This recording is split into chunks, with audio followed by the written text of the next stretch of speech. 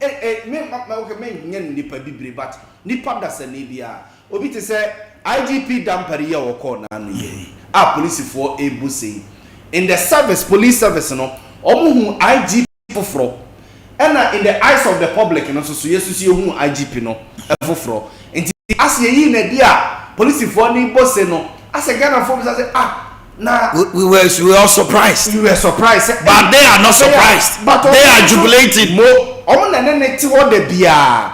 Omo na ni sign de bia. E no mo ni su ene ne ban a woni omo e de etie wo police service no. Say e accusing say there's one particular officers bia like who you be as a woman fans now hyping one. And you promoting there. E be was say TV promote nipa baako within 3 years. A friend say DSP and the call superintendent and the call chief superintendent here just so you 2 steps away now this man obisu what them actual so help one passing just say obo cross what so when crap pass be ASP what na ASP nsie nwotchimie promotion bia ne nsanka ne mum na kwala nketen esa ne ho omu sa ni nyina ye say ye de tumi no promotion and demotion no akose nipa ba akupa bi nsa e na krata ni gu ne boso ase when no pe no it is at the bosom of the IGP no ase when no pe no e no yes na ade bi so e wo police mu certain regional commanders omo tumi to omo zip mu the way they treat the women emano o so pe no wan pre odobako akurase tokro bi mu pa wa kodi police wo asema me ke police for men man be ntimi ka it's true there are certain senior officers in the police so say bia o say young girl bi opewo ofili ebi awo ajoso ebi awo adwira na commander ba oda ko no hu uje mu mana any 2 weeks baba central and now beba baby now also and someone yo the pain is someone even married yes awful enye but see asema me kai open be phone is now police for anonymously omo en friend kan obu on mo police ni ebi hu akono ni nyina yawe obu o police ni na ne yire wo police ni na senior officer bi tata ne yire so tumi nru obi na no ka ba bia be mana koto no kre eji so oba no antima nyina oba no so gyina no so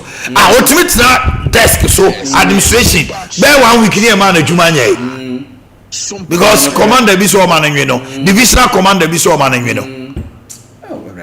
it's a munu kwa de video eti asema ya wo kan say ye de tumi awurawura nipa bi mu minister bi wo hono ma ho ukwa eniema wa ye o ministry ho de ha o man Ghana no nyasem ketwa chief directors ni bi so ye kan ni eja wo mo ye wo chief directors ni bi ho no mo cartel say ye yi ni free ministry of lands and the ministry of finance or an accountant or on a budget officer or on a general stores or ni problem for no money and Ghana yen dia tie me o move kwa obeya me transfer mu nyina ba ene so ansa na obeso na abia minister no so support so no ko ho no wakwa ka che minister no say akwa we me ba o moa me wo guy bi wo ministry of lands or ya de pa tubo wa ne ya reshuffle na ye de naba ye nya de ne ba so so amunue big cartel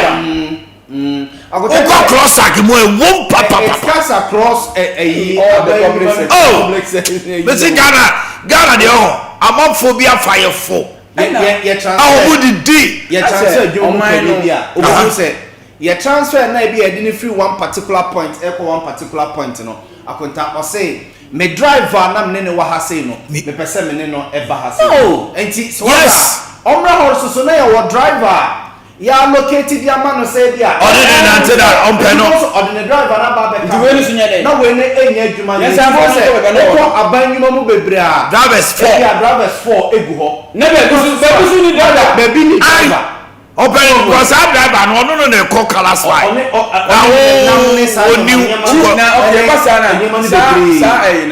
Secretary, me say it's a regional coordinating directors. Yes. KMB now coordinating director ba oba obenya anka revenue open nipa open finance and that is what they do. I'm telling you something. I am a person say who come ministries and departments and agencies are a cartel. One of the appointees no can say I'm appoint to an year and is for some appointment because our office almost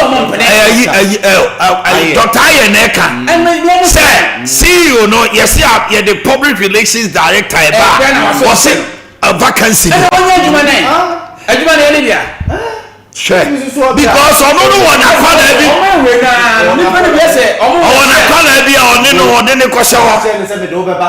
so they are or na call finance ministry there was complaints can for real time call be and the factory or the data bank meanwhile they were not supposed to be there. So the actual staff were there when the young men were operating about bond and bonds on this hand or the data bank in Kuala Lumpur finance ministry or no one now workers go na sa workers no mo ahono wo fi say ye to aba mo ntuntia aban abufu mo ne be yes o ye wo ma wo nyina and no police officer kese pa ka chem say ai mo na mo ka ho na mo ko so adam pare be gu ye so e ma the entire police force to abetia MPP it's true ayi gabi osoro chira ko na de jam pare mo e bai say na on ndi da akufu ndi o mo na de bai dey do we na so the down kwa ni what and they say mo all the make sure this police penny power was o man ni o mo dia brantie ba e ka je say brantie we ye ne wa the fisu na o ma be ye the youthful impetuousness in him no ultimate farmers is pennyfo nkoma no nto enu nti no mamu famba na mpare kro ba wan chi amro papa bia me hu say that's it na ye celebrities ase wo obechi wo waje fans nkwa no chichi bi na adam pare te wan oba amro ochestika se any level sabo ye o say o na crime no wo be ko na ya na ko friend say mumu vote o te so o kan wa wo be ko na ya masa ape na boy o person chest ana wani ama ho so me sam wape na ko don fare ye de ko fa be no ye ya na duma as IGP the core mandate as a police officer no wanye o na mom dia o de baje France ye be police TV no say all my police a friend say MTT before no Emma SOMPA Emma other TV stations in the chichim you be call police TV so after nipa say na no pay ade chi all her police TV send ke dia o ma MTT di commander na betena SOMPA e be ka na esie accident any sa nyama no ho asem a even road safety ni sa nyama no a so the police they were not coming to any station it's a core mandate as an IGP anyone sure the safety of Ghanaians no wanye the Ghana for nobody adapara say anajo 12 Dampare has joined the police people but they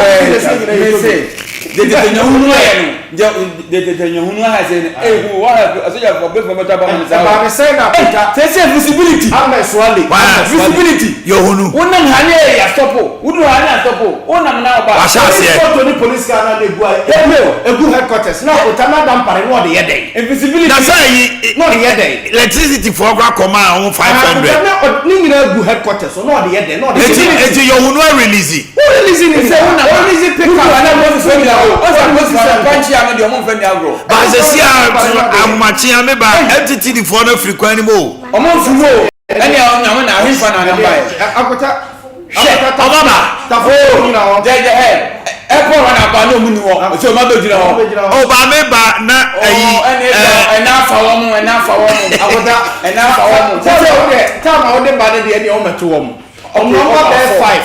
Sound 5 years. Baba has citizenry no. Timmy. Sans abode na omoji.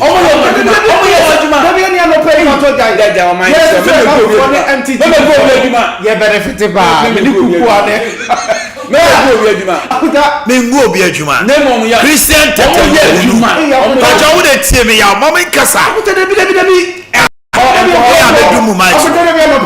de tie Christian tete no. Dia me pesa mesre ne se. Anopa no ahoche no. Ahomache no. Omo mejira ho. Ba ewia kete no die. Oh ya santi jai. Aboaso kwan omo ebia omo ye 6. Police station bi eba. Ya na nse omo ye kwa ade na timi so bo ane ekwan no. Ekwan ro ye double road sa. Na demu a atonso asokwa. Omo nyina adwuma gu. Apeta omo ko akire omo ko yi. Fe yase. Omo ko sa kwan no so ya be ya kosi. Double road timi nya so. Omo ko double road obi a the speed go jawai. Apeta omo ye sa kwan na tonso kwan no. Asokwa na yi nyina gu. Apeta MTT before ne de mesi. Omo ya omo majira ho. No kwena omo se. Odwuma omo ye ne de eboa the economy of the country. How? The economy the ekoba bechecho makota. The ma eboa the economy of the country no ene say. How?